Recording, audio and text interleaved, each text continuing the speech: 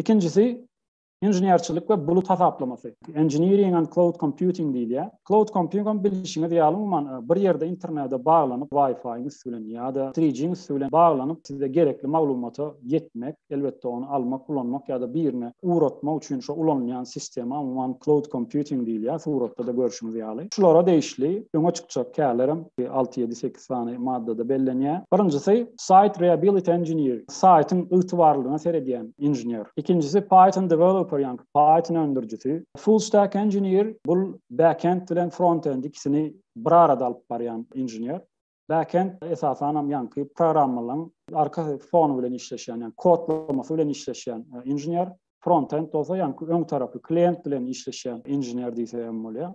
Elbette bu ikisini cemleyen de full stack engineer değil ya. Software developer elbette program üçüncülüğünü bilen, onu düşünen, onu bilen hünermene değil ya. Platform engineer'i platformalara düşünen, yani LinkedIn yalı, Coursera yalı, mesela sizin yol belet yalı platformaların üstünde işleyen engineer. Cloud engineer, yani bulut engineer, DevOps engineer, development and operations deniliyor. Yani operasyon ötüşüne kömek eden engineer, yani bir işin ötüşüne kömek eden engineer.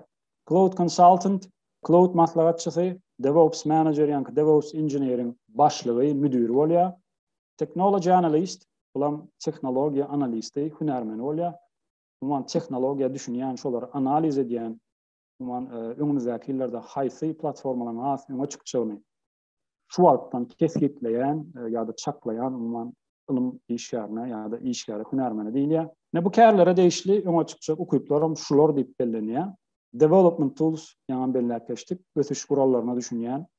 Data storage technologies malumat ılımını, malumatları selcerip olar bir yerde saklap gorap bilen teknolojilara düşünen. Computer, human computer interaction yani computer bilen adam arasındaki gatnaşığa düşünen hünerler ya da okuyuplar diyelim. Technical support bilişini veya bulan son kudurdu has inserleyen okuyuplan biri olup duruyor. Sebebi men köp baştan geçiriyenler. Misal için in olmağına bir misal verelim. Men bir banka ötken şeyler mi? Pul alacak ya da pul uğratacak olan birine misal için yani.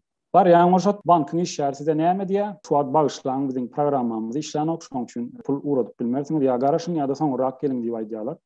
Yani şu tayda şolong ulanyan, şu bank ulgamını, bank sektörüne ulanyan programmalarına ne sağlık çıkıyor?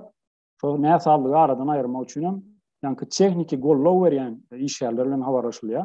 Elbette bu dine bir misal bank ulgamından verilen urda. Elbette sağlık sektörüne beylek ulgamlarda da şular yani ne sağlıklar yüze çıkarmaktı. Şuna düşünen, programını bilen, programdan başı çıkan adamlar gollo vermeyi hakikaten son kudurda gatı ösyen kärlen biri.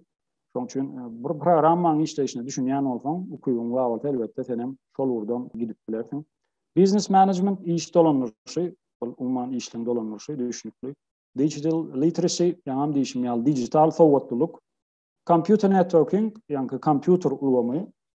Employee learning and development, iş ýerleriniň ösüşine kömek edýän, olara bir zatlar öwredýän okuyuplar.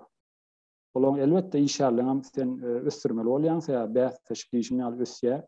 Böyle kampanyalardan galmacak olsun sen öyle iş yerlerinden belli bir vakit yankı kâvır kurslara uğradıp olaram östürmek kulem olmalı. Ama şu da hatları da ünsürmemizi maslahat veriliyor. Web development, web için umuman buna seyrediyen okuyuplar. Software development life cycle'ım yankı bir önümü başta öndürüp onu test edip ondan sonra işe koymak, neye sağlık çıkarmatam onu aradan ayırıp täzeden işe koymak ýaly prosesleri öz içine alýan, baskançaklary öz içine alýan sistema düşünýän okuyuplar diýýän bolýar.